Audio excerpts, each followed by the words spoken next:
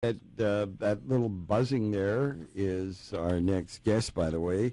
Coming up is Dr. Todd Stofka.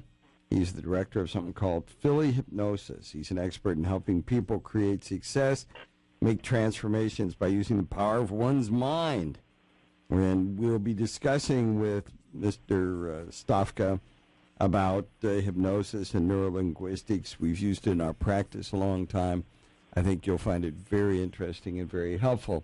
So, having said all that, Mr. Stofka, welcome. Nice to have you with us. Dr. Stan, it's a pleasure to be here tonight on this Labor Day weekend. Yeah, appreciate you taking time during this weekend to be with my Sunday night family. And I know that you and I, we were able to talk during the week briefly, and we know that the capacities of our mind is really very powerful, and most of us haven't begun to use the abilities that we have. So let's talk about that.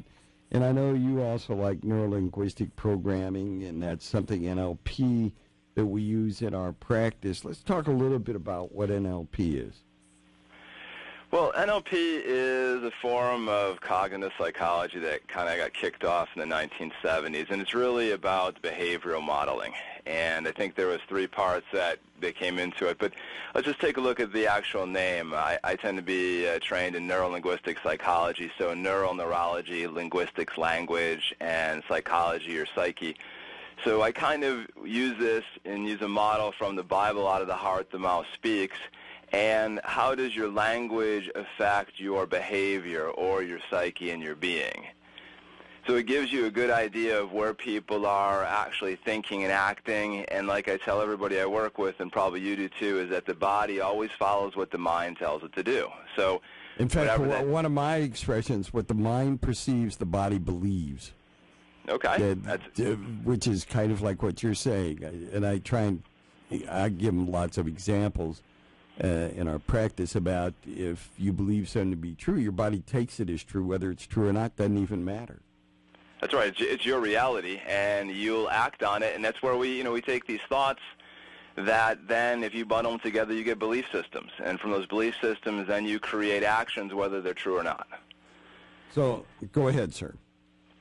So taking this is that when you look at when people are actually coming into my practice, they're really not, NLP is a tool, nothing more than if I were a plumber, I would have a set of wrenches, pipe wrenches and things. So neurolinguistics is a way to, in a conversational, to help people do some behavioral modeling and make those changes that they're looking for. And in combination with that, sort of the art of NLP has been, the use of hypnosis in helping people make transformational, changes in the way they live, act, and think. And do you think NLP, neurolinguistic programming, can really help anyone? I think they all help everyone. I mean, they help people in different ways. NLP tends to be more of a conversational change when used successfully, enabling people to really refocus and behavior. I mean, there's been studies that I'm sure you've seen, but back in the early 70s, they began to model where it became successful was actually modeling excellence. So I think the military began to look at snipers and marksmen who were just unconsciously good. There was people that had just an uncanny ability to shoot a gun and shoot it accurately, and yet they couldn't explain how. Using some of these techniques and tools, you're able to model their behavior and kind of break down what they do so that it can be repeated, and then you can enhance the behavior of everyone else along the way who wants to, be more like that person, such as that marksman or that shooter. So we just program ourselves to automatically respond in a very positive way given certain situations and stimuli. Right. Okay. So I know that you, too, like to use hypnosis. I think your group is called Hpnosis. That's correct. And let's talk about how do you define hypnosis? Well, hypnosis, I want to say, is a super focused state of mind, and everybody experiences that in every day because it's a state of mind that we all go through between being awake and asleep. And I like to say it's using your brain to create organic change in your body. It's a tool. It's very effective. It works on the idea of suggestibility and compliance and not gullibility. Well, go ahead. So when you think about hypnosis, you really have two different groups of people that use them. One, I have a clinical practice, and then there's the entertainment side of stage or comedy hypnosis that uses it for entertainment. Yeah, I really get upset by that, by the way, I have to tell you. It would be like using surgery for entertainment or a medical procedure, because it would be, can you imagine somebody up on a stage saying, cutting somebody open, saying, let's hear it for this liver? I mean, and I really think that does a very powerful tool that can be very helpful to people, and using it for entertainment like that really is very demeaning. That's a personal feeling. You know, I used to hold that same one, and I've had an opportunity to work with a gentleman who headlines on the Vegas Strip and train with him. He's really kind of opened my eyes. And what I say when I'm back to, let's talk about the tool of hypnosis, it's about context. So when someone would come into your or my office, they're coming in to lose weight, be a better athlete, stop smoking, be a better executive, sell more, speak better. When people come to a stage show, they're looking to be entertained. So the context, actually the technique is very similar. I like to just point people out, because people are always going like, hey, if I get up there, am I going to cluck like a duck or, you know, bark like a dog or whatever they're thinking? And I'll say, look, if you could stop smoking and you make one cluck, would you do it? Because you've been on Chantix and you've been on Wellbutrin and the patch and the gum, and you haven't stopped smoking in 40 years. But if you clucked one time, would you do it? I haven't had one person that told me they wouldn't. Well, my comment, too, is you really only accept acceptable suggestions. Nobody can make you do something you totally don't want to do. But they can put it in a context where a lot of people are kind of shy and they love to entertain a group of people. And so they pick people, stage hypnotists pick people who are most cooperative, who want most to be up on the stage, where they can say, well, it really wasn't me. It was this person doing hypnosis that made me do it. And let's talk a little bit, though, take it away from stage hypnosis. Let's talk about some of the positive aspects of hypnosis and how it's used. Well, you know, the great thing about hypnosis is it teaches people to slow down and relax. And I was listening to part of the previous conversation, and I have a lot of clients who come in that exhibit ADD, ADHD. And I kind of look at them, and it seems like their brain's running at about 200 miles an hour instead of just 100 miles an hour. When you begin to help people learn to relax and focus, because we were talking about earlier, it's about relaxing the body and focusing your mind, that you can begin to really focus in and really create and move in a direction that you want to. Realizing that, I think you probably use a similar model, that the conscious part of your mind can really only handle 1 to 9 things at any one time. So with that, when you start to get overwhelmed, you start to get too jazzed up, and there's too many things, too many ping pong balls bouncing thoughts in your head at one time, then all of a sudden you can't focus at all. The idea here is that very quickly that you're able to relax somebody down and focus their mind in on a specific outcome. So we're very outcome focused when we're using this as a tool, really to help people, you know, make some positive changes and behaviors in their lives. And let's talk about what some of those applications are.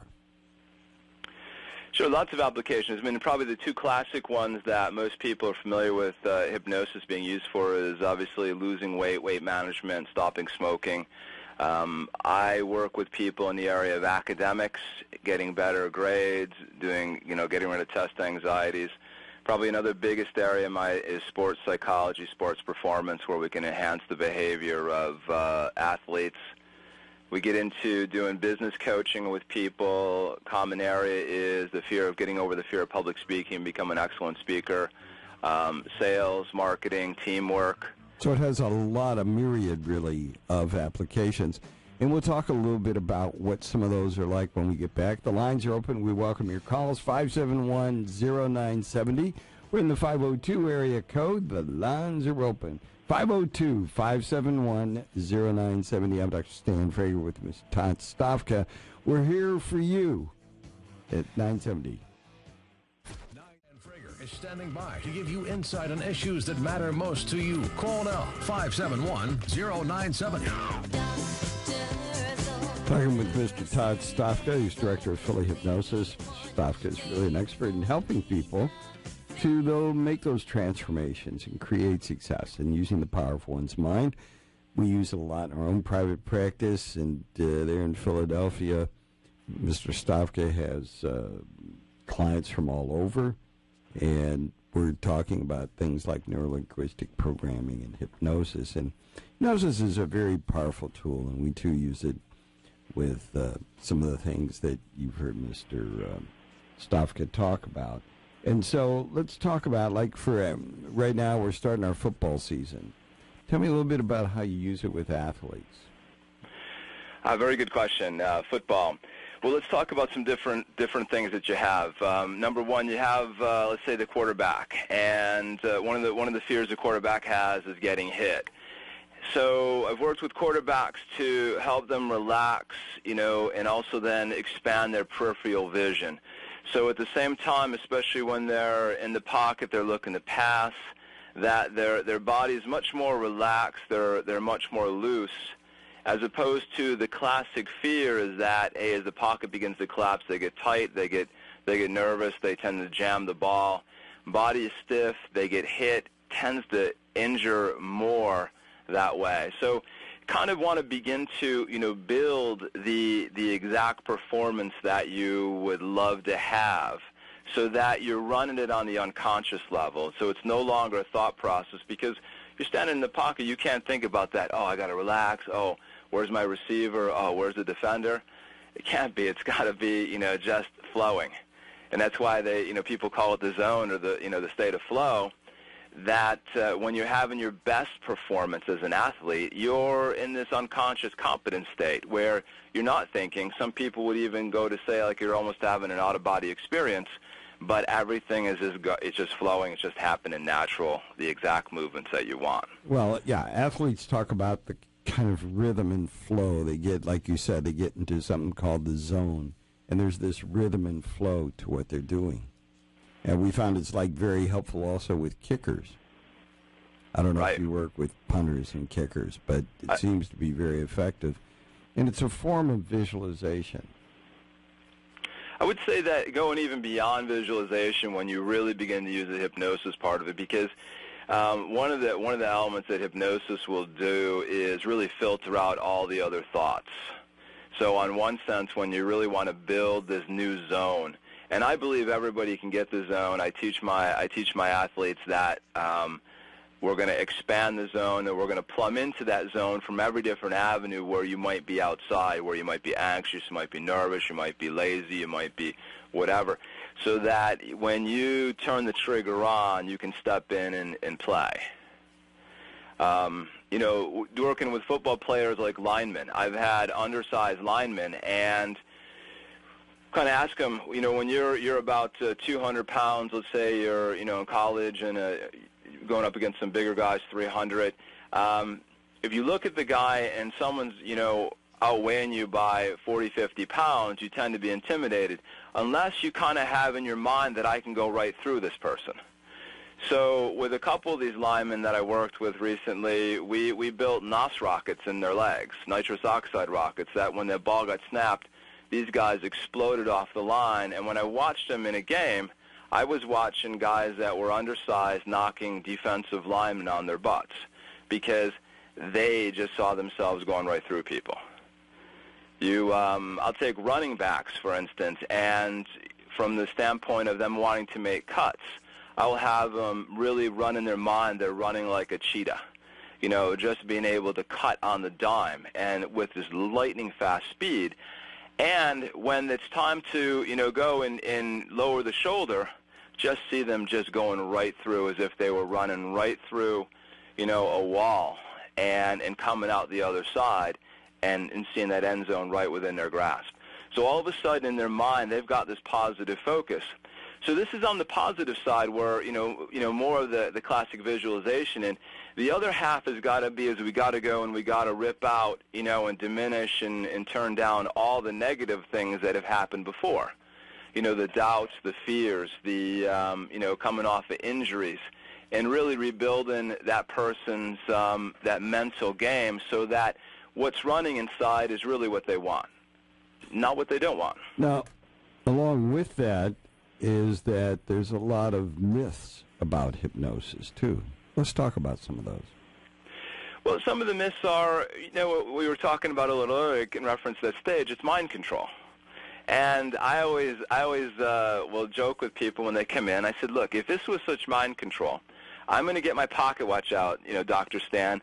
I said, as you watch this pocket watch, I'm going to have you rob the nearest bank, and guess what? We'll split the money together. I said, and they kind of laugh at me. I said, if I could make you do that, why would I want to talk to you about losing weight or stopping smoking if I could have you rob a bank that easy? Everyone would be a hypnotist. Right. So I can't make anybody do anything they don't want to do. That's what I was saying before about you only accept acceptable suggestions. Right. And you accept those acceptable suggestions. What most people have, though, as you know from your practice, is people don't really know what they want. They know what they don't want. Right. So how many people sat down and you would say, Mr. Jones or Mr. Smith or whomever is sitting in front of you, what would you like to do? Well, I don't want to smoke, or I don't want to hit bad golf balls. I don't want to hit them in the pond. No, what do you do? What do you want? No, I don't want to hit bad golf balls. And no, what do you want?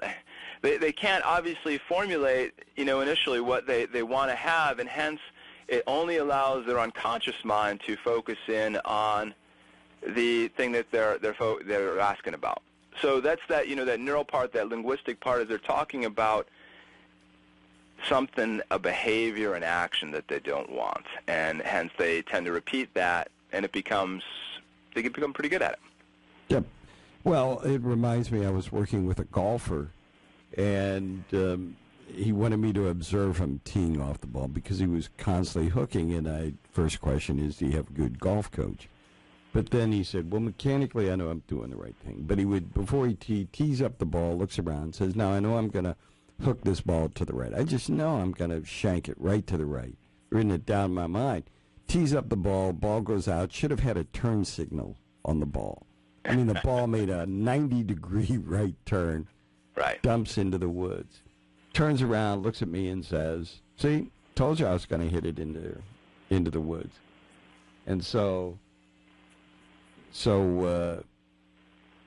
his goal, as I explained to him, was to really hit it into the woods. Right. And did he want to hit it in the wood? No. He wanted to hit it straight down the fairway. But his goal became hit it into the woods. Don't you find you get that kind of thing? Well, absolutely. I mean, just think about what he described and what he really focused on. He didn't really put himself in the position to see it, feel it, hear it, go right down the fairway straight and land that way. So it's very, very common to have that. And then the more... I'm sorry. Let me have you hang in there. We're going to go to commercial here. The computer takes us there whether we want to go or not. And it's somewhat... Talking with Mr. Ted Stofka. And by the way, again, how to reach him... he has a website, www.thebestweightlosssolution.com. But all that information and how to reach him is up on our website. Go to Frager.com, tips from Tony and Dr. Stan. And you'll find all kinds of neat things up there and related articles and things to the topics we talk about tonight. So we've talked a little bit about neurolinguistic programming. And then again, by the way, our lines are open. We welcome your calls. 502 area code 571-0970. 571-0970. Put you right here. And we've talked about, besides neurolinguistic programming, we've talked about hypnosis. Now, you kind of put those two together in your practice, right? I do, Dr. Stan. I've kind of combined those, and I'm going to say the third part of the Stofka method that I've developed is my background in Aikido and Jiu-Jitsu. So I kind of look at my martial art background is when you'd come in the dojo, it's about handling stress, because if we're gonna roll on the mat, one of us is going to get tapped out. I'd rather have it you than me. So, and that's the way people go through life. I mean, everything in life, a lot of people look at as stressful, and they look at this fighting energy. And the idea of the Aikido uses a lot of, when you get down into it, it's how to use your opponent's energy against them. You add that into what we've talked about with the neurolinguistics, and how do I allow my mind to make this organic change? It creates a nice little model for people to change the way they think and act and believe around topics that they've been stuck in for a long time, like we were talking about sports earlier. Now, you also use it for losing weight and smoking. Stop smoking. How does Absolutely. it work there? Which one do you want to talk about first, weight or smoking? Let's talk about weight. Well, Okay. While people are still swimming a little bit now, most pools all close come tomorrow and after tomorrow. But nevertheless, let's talk a little bit about that. That's something that obesity is something many of us fight. Go ahead. Well, when I sit down with people around weight loss, I always say weight loss is simple but not necessarily easy, because there's only three legs on this table. There's food, there's exercise, and there's you. Everyone who comes to me has met Jenny down at South Beach eating cookies with Atkins. They've been on every diet in the world. Then they've had gym memberships, personal trainers. They have DVDs and videos sitting collecting dust. And they have themselves. And really, when they come to me is that I'm going to help them, and my team are going to help them make this change so that they can begin to do things that they want to do and not what they don't want to do. And, hence, when people show up, they have a history of certain behaviors. And whether those behaviors are eating too much, eating too fast, eating junk food, it really doesn't matter. They just do them unconsciously. And then they also create this idea of some fear, anxiety, and, worry about making a change a lot of times. And with those two things, they get really, bogged down. So first of all, we gotta help them remove some of those things, so those old behaviors, and really create a new model for them. What's that new body, new look, new person going to be? Right. And I want to say, taking some of the things from the founders of neurolinguistics, is that I want to get something so beautiful, so attractive that it's almost like magnetic, that I'm embedding magnets in their chest. And that's why when people, if they get a chance to visit my website and listen to the testimonials on there, I like to get people to think it's easy and effortless. Because when you start to look at a goal and you begin to remove all the stumbling things out of the way, and you're attracted to what you want, it's almost like that goal that pulls you right there. And that's my desire with anybody I work with, is that I want to help them really get clear, really get focused in on what they want, and let it be almost like a magnet that pulls them that way, so it's as easy and effortless as possible to get there, as opposed to, the classic way of people look at diet, dying at it, dying at trying to use as food. And anybody that comes in my office that says, hey, I'm addicted to chocolate or ice cream, within one or two sessions, that goes. I mean, they're not, that food control comes right back and getting back into control. Then it's about really what some of those underlying things are that was causing you to use the chocolate to self-cope or self-medicate or self-soothe around those comfort foods. Well, I'll tell you what. Let's go to the phones. And Barbara, thank you for waiting. Welcome. Yes. What I'd like to do would be to give up sweets. And I find them very tempting. I don't quite know how to do that. I'd like to give them up so I can lose weight. That's my stumbling block. How would you help her? So what kind of sweets do you tend to enjoy too much, Barbara? Well, recently it has been ice cream. It can be chocolates. It can be a fatty pastry at the coffee shop I like to frequent. Okay. What tends to be the emotion or the time of day that you will meet your therapist, Ben and Jerry, in your freezer there? Well, normally it's in the morning. Okay. If I can get past my morning. Well, hang on. I'll tell you what. If you'll hang in there with us, Barbara, we'll do a little station business and then come right back with Todd Stofka, and I'm Dr. Stan Frager. Be right back.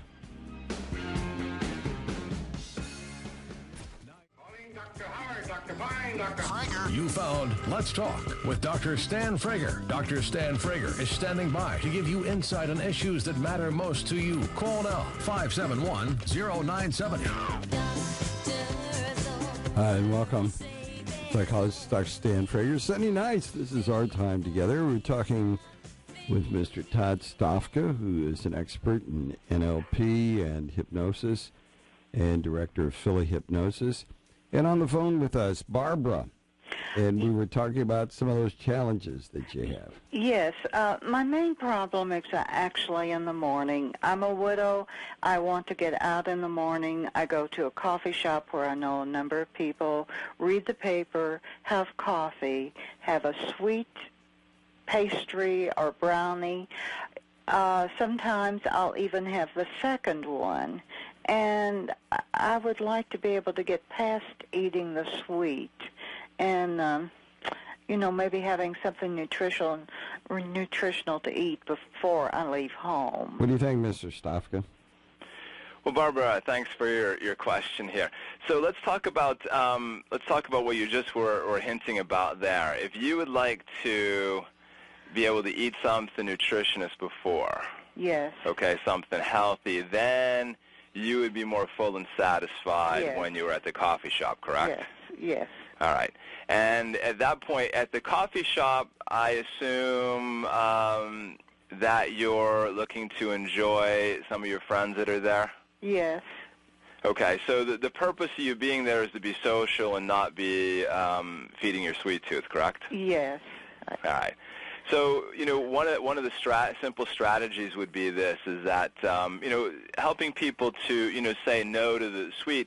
And it's easy because if, from one standpoint, if you decide to have something, some good protein or good healthy carbs before you go, then you're not hungry when you're there. Uh-huh. So you kind of have a plan that way. When you're there, hey, look, I'm going to be social. This is kind of my agenda. However, if you've been thinking about that brownie or that cookie, and you start fantasizing about it, it gets a little out of control in your head until you, just actually stick it in your mouth. Right. Right? So, part of it is to develop a strategy. The second thing that it could help you out is, let me ask you a quick little question. What's something that makes you nauseous? Nauseous? Yeah, something that gives you that little baby barf in the back of your throat. I can't think of anything that would really make me nauseous. You mean something that I would eat? Smell, taste, eat, see. I don't know. Well, maybe sardines. I've never eaten them, but they don't seem appetizing. How about like vomit? Yeah. Oh, yes. Does that kind of get you a little queasy? Yes. Now, what was that sweet that you were talking about? A brownie. A brownie, okay. So close your eyes for me, Barbara, for a second. Okay. I want you to imagine that brownie at that coffee shop now, just kind of coated with vomit. Oh, dear. The nastiest vomit that you could ever. So right now, as you're beginning to picture it in your mind, you're not only that, you're smelling it, you're tasting it. Uh-huh. And as you're my appetite. smelling and tasting that brownie with vomit on it, that you can say no right now. So that you particularly say no to that brownie, and you say yes to the company and conversation that I have there. So now go ahead and look at that brownie again, and I want you to see it with even 10 times more vomit on it, so that you can smell it and taste it. It's literally just so that you can just push it away. Yes. All right. Now, in its place, I want you to put that, I want you to see yourself and experience yourself right now, getting up in the morning, having a nutritious breakfast, going there with a plan that as you have your cup of coffee, you're going to engage, some of your friends in whatever conversations you're going to have now, and that you could see yourself easily walking out of that coffee shop at the end, in a successful way. Yes. Okay? All right, try to visualize that. All right. So now you thinking about having that brownie on a 0 to 10 scale where it was, an 8 before, where is it now? It's a 1. Yeah, okay. Okay, well, I'll certainly try that. All right, now, we're Sunday Night Family, Barbara. I want to hear back from you in a week. Let me know how it goes. All right. So, Barbara, what you got to do, here's one of the things is that when I work with people around this in some of these areas, like, probably more in stopping smoking than just with this one, is that yes. Think about nature abhors a vacuum. You've been filling your life with the sweet.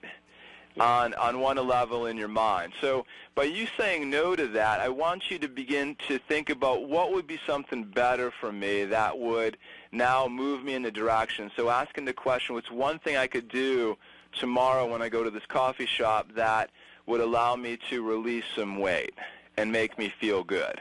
Uh-huh. Okay? So that it's not so much that this thing is just, you're going to see this chocolate vomit brownie, beginning to fade further and further from your mind, but now you're going to fill your life in with something so much better so that it's going to not only, you're going to be nourished before you go because of what you ate, but now you're yes. going to nourish your time there and in meeting with your friends. Yes, and then I'll go for a healthy walk. Absolutely. Uh-huh. All right. Well, thank you. I'll certainly try that. Thank you, okay. Barbara. Thank you. All right, again, the lines are open. 571, bye-bye. 571-0970, 502 area code, 571-0970, 0970. All right, we're talking with Todd Stofka. Let's talk a little bit about stop smoking. There's lots of people who'd like to do that. How does NLP and hypnosis come into helping people stop smoking? Well, Dr. Stan, I pretty much use a very similar model with this, and I'll say I've worked with over 700 smokers, and I run probably better than 85% success rate. I'm very focused and very good at this. When someone comes in that's been smoking, whether it's been 5 years or 50 years, 1 pack or 3 or 4 packs a day, I always say, you're very good at it. You've trained your mind from the very beginning to smoke, and hence now you've attached cigarettes to all these different behaviors during the day. So, if you think about a pack of cigarettes, 20 cigarettes, it takes roughly 5 minutes to smoke a cigarette. That's 100 to 120 minutes, almost 2 hours a day they spend, putting this cancer stick in their mouth. However, it's all linked around certain things that go on when they get in the car, when they're stressed, when they're bored, after food, after sex, after drinking, after eating. They have linked a cigarette. So one thing becomes a trigger for the other.